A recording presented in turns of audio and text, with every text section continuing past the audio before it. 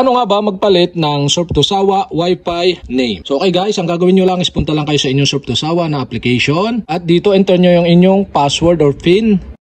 At kapag nandito na kayo sa inyong homepage, dito sa may kaliwang bahagi yung Wi-Fi settings, yung baba nung S2S number, tap nyo yan, Wi-Fi settings, at dito makikita na ninyo yung change Wi-Fi name. So tap nyo yan at enter kayo dito ng Wi-Fi name na bago. So sample natin, pangit ka. Yan guys, huwag nyong lagyan ng space dahil hindi yan nare-recommend. Dapat walang space. Tapos tap na natin yung save button dito. At yan, loading guys. At yan guys, successfully change Wi-Fi SSID or change Wi-Fi name successfully. So okay guys, napalitan na natin ng Wi-Fi name. Yan, nawala na rin yung ating Wi-Fi dahil nakakonect tayo doon. So try natin connect ng bago. Punta tayo sa settings natin. So Wi-Fi at hanapin nyo yung pangit ka. Yan, ito siya. Tap natin. So, dati mainit yung ating Wi-Fi name. Ngayon, pangit ka. So, tap na natin yung pangit ka at enter natin yung password. At once ma-enter na natin yung password, tap nyo na yung check. At yan guys. Yan, may check na. So, ibig sabihin, connected na tayo. At successful na nating napalitan ng Wi-Fi name ang ating S2S or Surf2Sawa Prepaid Fiber na internet connection.